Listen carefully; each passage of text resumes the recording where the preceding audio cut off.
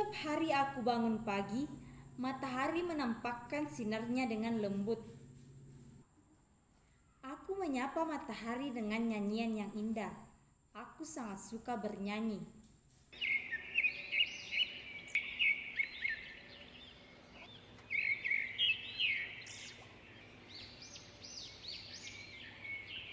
Oh iya, aku belum memperkenalkan diri. Namaku adalah Pita.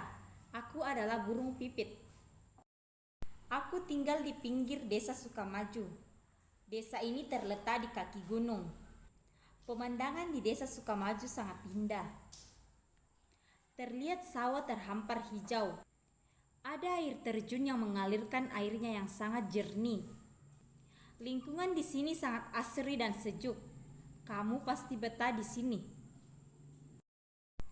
Penduduk desa Sukamaju sangat ramah. Masyarakat desa suka menolong dan bergotong royong.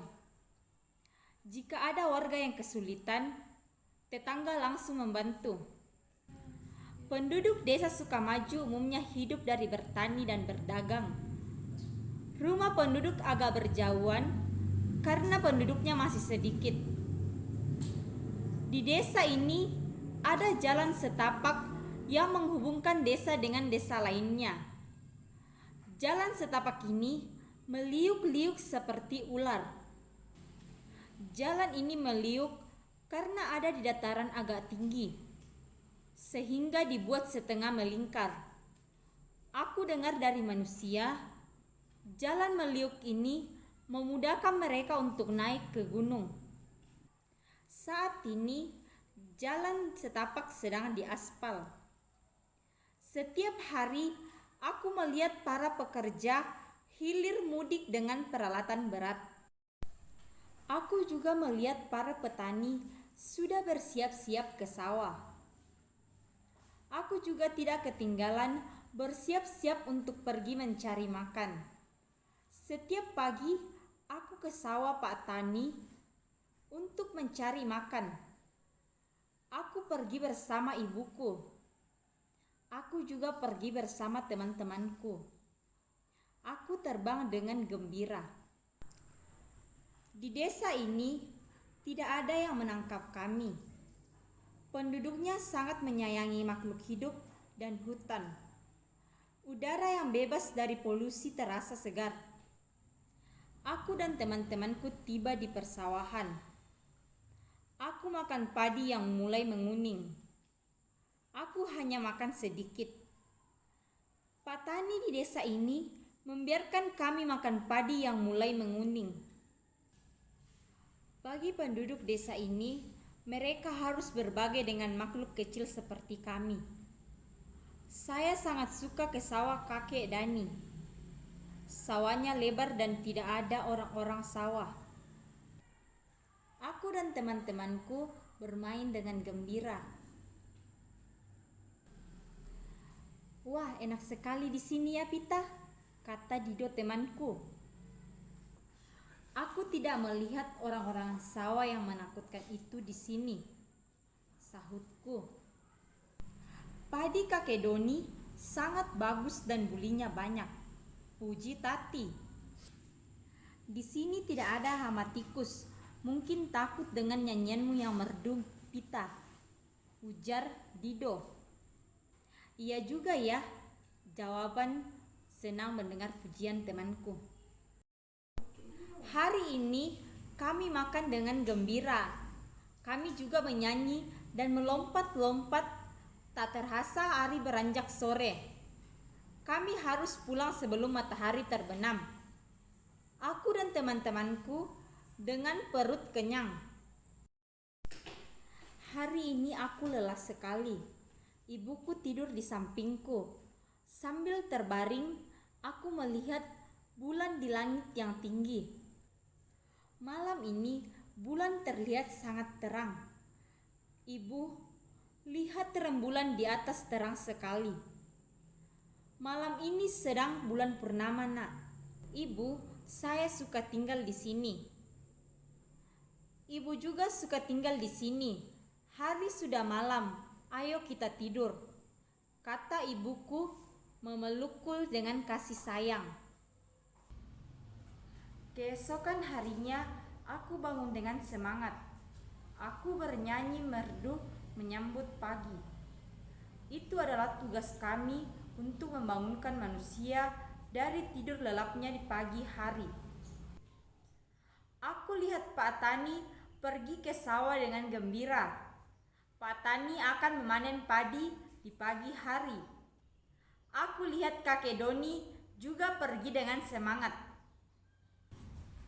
Saat aku bernyanyi merdu, tiba-tiba ada yang menyapaku.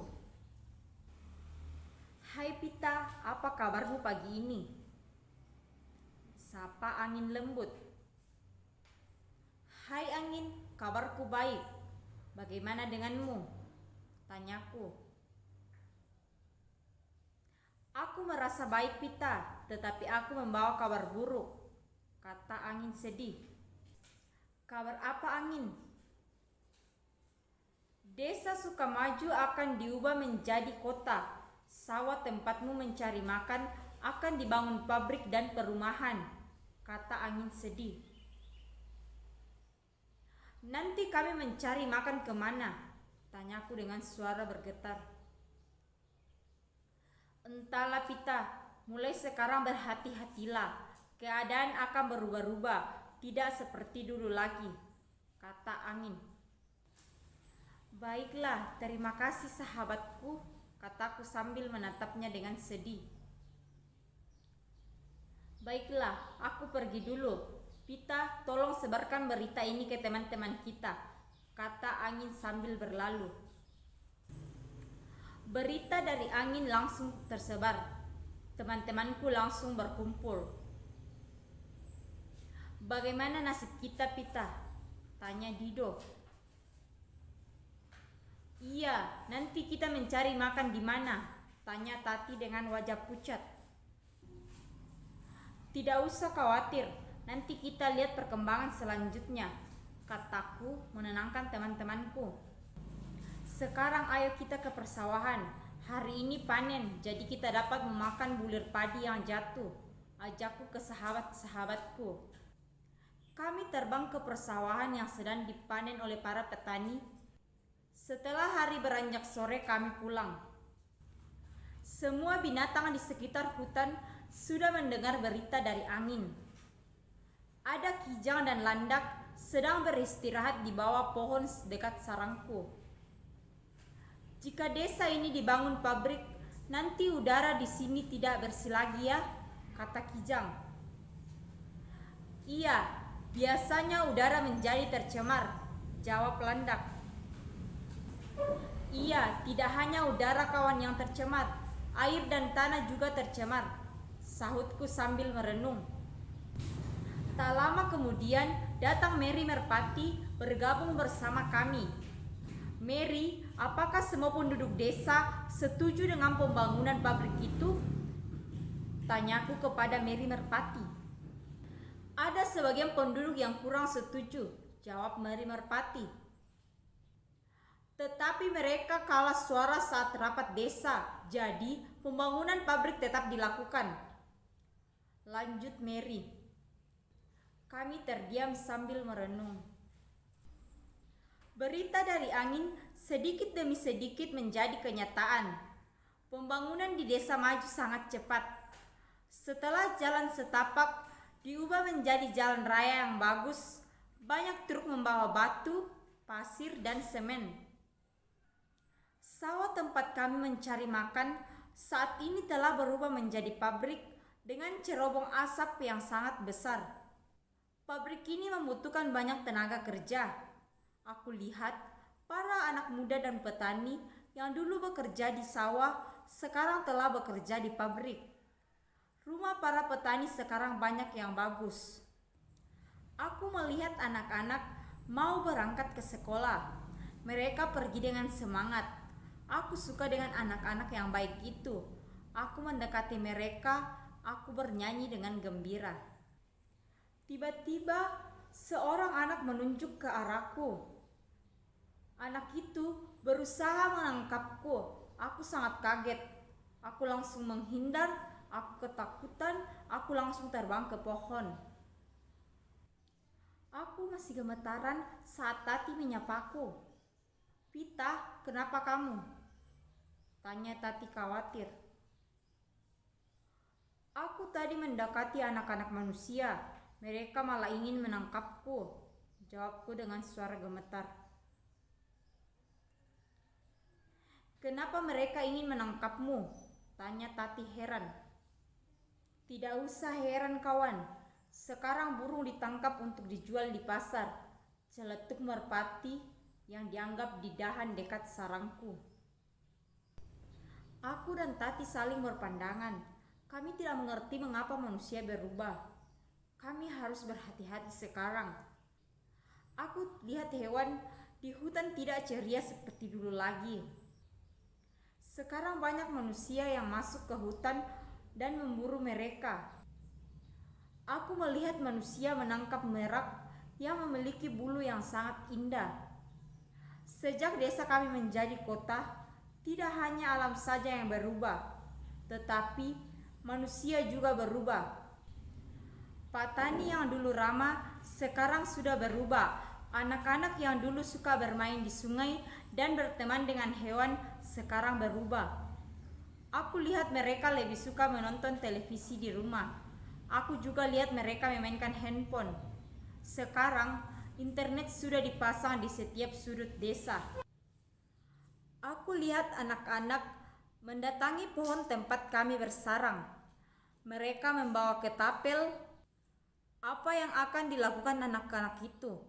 Aku jadi khawatir. Aku memanggil ibuku. "Ibu, apa yang anak-anak itu lakukan?" tanyaku khawatir. "Wah, ibu tidak tahu nak," jawab ibuku sambil memperhatikan gerak-gerik anak-anak yang melihat ke sarang kami. "Hati-hati Pita," pesan ibuku. "Iya bu," jawabanku. Tati dan Dido juga bergabung bersama kami. Kami memang memiliki sarang yang berdekatan. Teman-temanku yang lain ikut bergabung. Anak-anak itu mengambil kerikil kecil dan membidikan ketapel. Kami terkejut dan langsung menghindar. Salah satu temanku terkena bidikan kerikil kecil itu. Temanku jatuh ke tanah. Pahanya terluka. Aku ingin membantu, tetapi serangan batu kerikil membuat kami terbang tak tentu arah. Aku terbang ke pucuk pohon untuk menghindar batu kerikil itu. Aku mencari ibuku. "Ayo ibu ke sini," teriakku. Ibuku terlihat kesulitan menghindari bidikan yang diarahkan kepadanya. Ibuku berusaha terbang ke atas.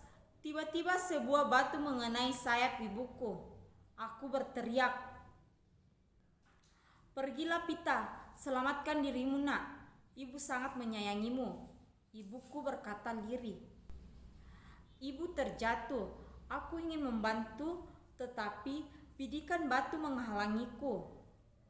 Dido dan Tati mengajakku terbang ke tempat yang lebih aman.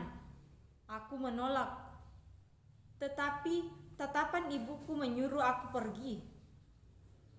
Aku, Dido dan Tati, dan temanku yang lain ke arah hutan. Pikiranku masih tertuju kepada ibuku yang terluka. "Sudahlah Pita, nanti kita cari tahu di mana ibumu berada," hibur Tati. "Iya, nanti kita ke pasar melihat burung-burung yang akan dijual," sahut Dido. Aku sangat sedih membayangkan ibuku dikurung di dalam sangkar kecil. Suaraku terdengar bergetar. Aku, Tati, dan Dido pergi ke kota. Angin bilang ibuku sudah sembuh. Ibuku dibeli oleh seorang anak perempuan namanya Vika. Vika sangat baik. Vika merawat ibuku sampai sembuh. Saat kami terbang, pemandangan sangat berubah. Dulu rumah di desa agak berjauhan. Sekarang rumah penduduk jadi berdekatan. Pabrik terlihat sangat gagah dengan cerobong asapnya. Dadaku agak sesak menghirup udara yang keluar dari cerobong asap itu. Kami sampai ke rumah Vika. Aku bernyanyi merdu di pohon dekat rumah Vika. Ibuku berada di dalam sangkar yang cukup besar. Ibu sangat gembira melihatku. Ibu berusaha terbang, tetapi sangkar itu menghalangi gerak ibu. Tiba-tiba Vika keluar dari rumah. Dia melihat ibuku yang berusaha terbang. Vika membuka sangkar itu. Ibu langsung keluar dari sangkar. Ibu menatap Vika lama sebelum terbang ke arahku. Aku memeluk ibu dengan gembira. Kami mengucapkan terima kasih kepada Vika dengan nyanyian yang indah. Vika seakan mengerti. Dia melambaikan tangannya. Ternyata masih ada manusia yang baik seperti Vika. Pesanku untuk manusia baik seperti kalian, bangunan boleh berubah, desa boleh berubah menjadi kota, tetapi janganlah ubah kebaikan hati kalian. Jagalah alam dengan baik, karena kami juga akan menjaga kalian. Kami akan selalu bernyanyi untuk kalian. Pepohonan akan menyimpan air agar tidak ada kekeringan.